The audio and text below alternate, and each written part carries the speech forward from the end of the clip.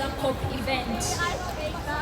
How many more of these should they hold until they realize that their inactions are destroying the planet? We are seeing the impacts of the climate crisis. I come from Kampala, Uganda, a country that has one of the fastest changing climates in the world. And allow me explain it this way. Abantu bafa, ennimiro z'abantu ziggwawo, abaana tebakyagenda ku masomero. When I say this, I mean people are dying, children are dropping out of school, people's farms are being destroyed. Tetumanyi the kind of future we are going into. We are in a crisis. We are in a disaster that is happening every day. Ebyamaguzi by'abantu bigwawo, Amataba, Kampala, and different parts of the country. When I say that, I mean floods are ravaging different parts of Kampala, different parts of Uganda, and across the African continent. Historically, Africa is responsible for only 3% of global emissions, and yet Africans are suffering some of the most brutal impacts fueled by the climate crisis. But while the African continent, while the global south is on the front lines of the climate crisis, they are not on the front pages of the world's newspapers.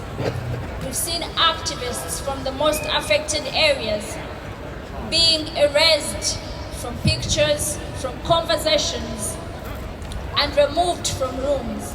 But how will we have climate justice if people from the most affected areas are not being listened to? The climate crisis is here now, but the dry land can be glad again. The farms can blossom again. The animals can rejoice because there is water to drink. There is a loud singing in once parched lands. The pain and suffering is gone. There is a celebration of the people because the disasters are gone. Our history is visible. There is no fear of losing it. We won't have to just tell our children about our cultures because they will see and experience them themselves. We won't have to fight for limited resources because there will be enough for everyone. There is food to drink, there is food to eat and water to drink. Children can go to school with no fear of dropping out. There is joy and singing because finally, no child can be forced into marriage. Once flooded places will dry and bloom again. There is triumph in the city because the power of the people finally won. The world is green again. Nature has been restored. The planet and creation is respected. Another world is necessary, another world is possible, and this is just a glimpse of it. Today,